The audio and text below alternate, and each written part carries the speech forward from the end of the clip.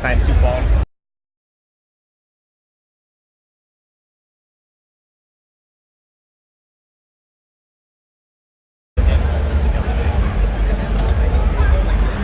Conor McGregor's not going to be happy. Yeah, he's there. Can you hear okay, Garry? I can't hear you.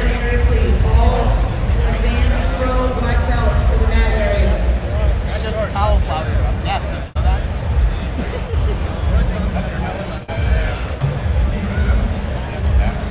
Nothing? This is mine. Yeah. You tell me. That was me you unplugged. It looks just clicked in, man.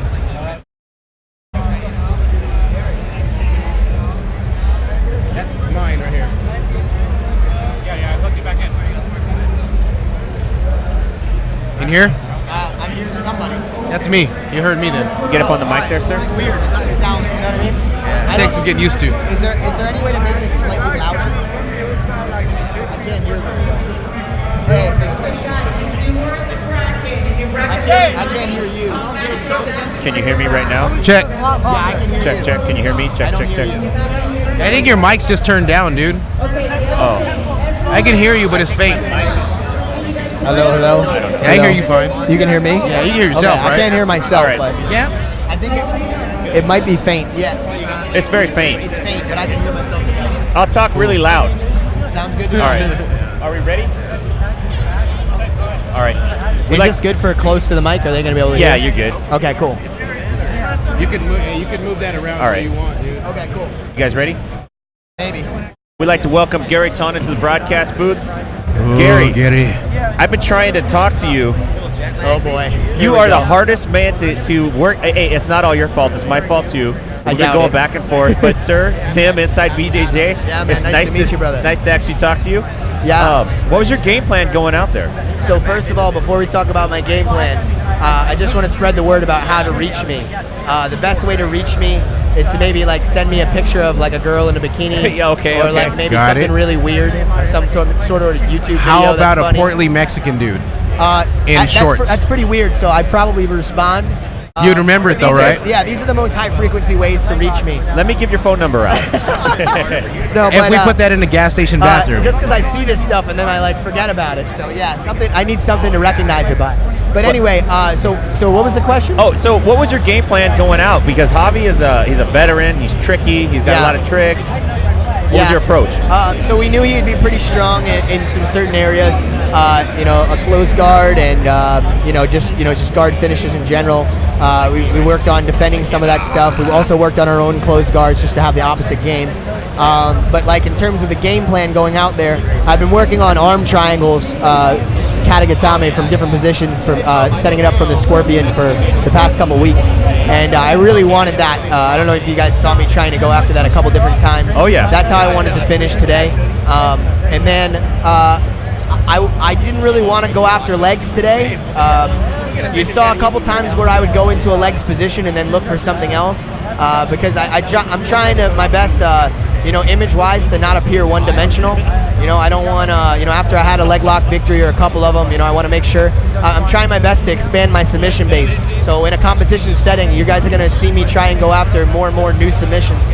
I've had a triangle victory before today, but I think this is a little bit of a bigger name to get it on. So when I transition to that, that's also something we've been practicing. So it gives me more confidence now going forward when I set up my triangles that I'm going to be able to finish. The best test for the techniques you're working on is competition. It looked like you used the leg attacks, like you said, to set up the upper body attacks, but you were going back and forth quite a bit, and when you stepped over for that mounted triangle, we could see it from the broadcast booth, right? I'm not sure Javi, he had a different perception of it. Obviously, you had certain controls over him, right? But we could kind of see it coming, right? Yeah. And you hit that. How was his defense? How did the defense feel? Were you worried he would slip out? Defense felt good initially throughout the beginning part of the match. I tried to set it up once or twice. What happens is when I'm setting up that mounted triangle, I get to a position where my knee comes behind the shoulder, and it becomes really, really difficult to get your arm out of danger. So all I really need to do is get the leg over the head. And once that happens, it's already very, very deep when you roll to bottom position. So it was just a matter of getting an angle for the finish. His defense was good, but that's kind of a position that you have to defend a lot earlier on. And if you let me get my knee underneath the shoulder, you need to frantically move or pull out. Similar to how he defended the first couple times. He made sure that his arm was clear. So that's how that ended up happening. His defense felt solid. It's no discredit to him that I got the finish. It's good setup, good finish, and something we've been working on, so I'm proud of it. Did he surprise you with anything? I don't think no, not particularly. We didn't have like a whole lot of footage to go off of. He competed a lot more in MMA, Jiu-Jitsu like a lot earlier on in his career, so we had a couple super fights from the event to look at and things, so I didn't have a lot to go off of. He was very strong, not like necessarily more than I expected or anything, but he had solid positioning. He wasn't letting me get anything easy. He knew when he was in danger. The one leg lock that I did kind of go for, he knew what he needed to do. He knew he wasn't safe there, which some people don't understand that. So, it was pretty clear that he was game. He was a game opponent, and it was awesome to face him. I'm very happy with the way that this turned out. What comes up next for you? You've had 3 really big submission victories leading into this, and now a 4th. Where do you go from here? Who you challenge? You challenge somebody. Challenge somebody. Where do I go from here? Well, we have a couple different things in the works. Nate Diaz. Yes. Man, I'm Don't be scared, homie. I'd be very happy to compete against any of those guys in the mixed martial arts world. I have trouble calling them out because they got other things on their mind. If other people want to try and we got guns. Try and put that. If other people want to try to put something like that in the works, I'd be happy to. I think it'd be really cool. Like the last submission victory I had against Marcin Held. He was a guy for the mixed martial arts world, even though he tended to use a lot of grappling. And that was very exciting. So if somebody wants to set something like that up, I'd really love it. In terms of what's coming up in the future, I will say that at some point we already have something in the works for me to be going up against another guy who's considered to be one of the best leg lockers that's out there. So I'll get a chance to test myself in that regard once again. There's another jiu-jitsu legend that has contacted me in another organization that wants to have a fight, and one other fight that will be a little bit of a grudge match for me. So I can't say specifically who these guys are yet. I don't know if I have anybody to call out today. I do my fair share of that already. Every once in a while, but well, man, it's a pleasure to watch you out there. It's great to talk to you again. I'm going to call you out. You got to come on the InsideBJJ podcast. Sir. The listeners want to hear it. Yes, we want to bust your chops a little bit. Yeah, I'd love to do it, man, for sure. Right on, man. Congratulations. Yeah, thanks so much, guys. Good work. Thanks, man. Ladies and gentlemen, Garry Tonon. Woo! Send them nudies. Let's see. Conor McGregor is calling you.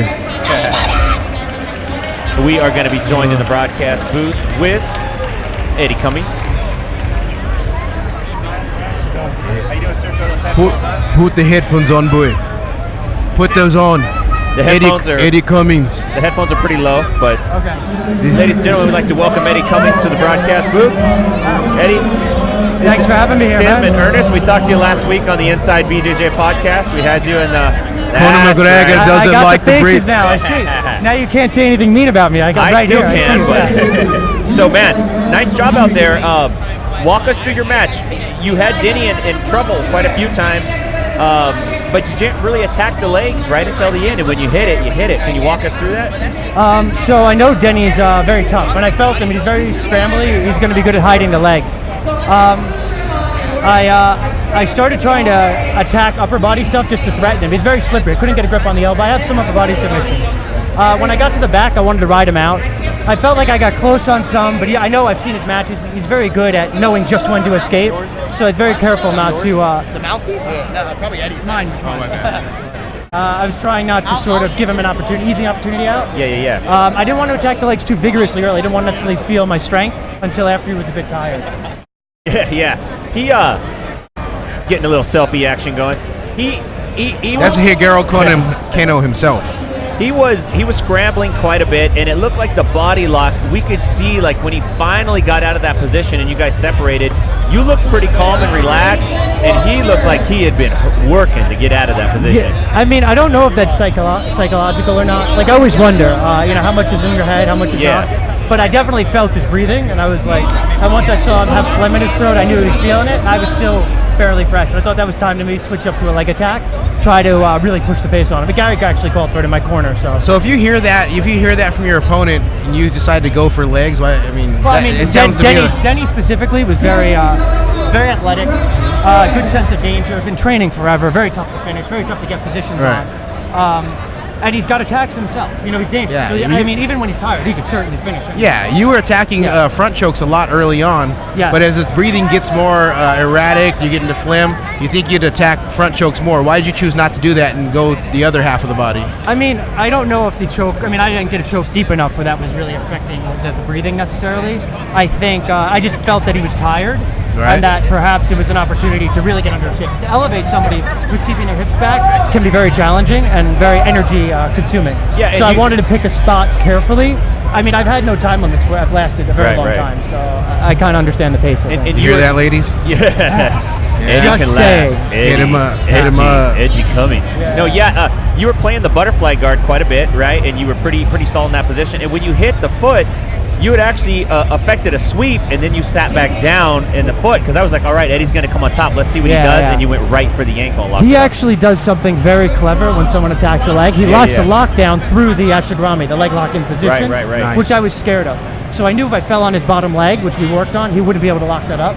So that fear was gone. And then once I get my legs wrapped around the outside, I know it's over. Gotcha. I know there's really, unless he is willing to take a break there, I'm going to probably get a finish. What's coming up next for you? I have the EBI March 22nd, and I'll be competing at the ADCC trials on the West Coast. So Right on. I'll be looking for somebody to hang out with when I come out. Hell yeah. Yeah. Hey, man.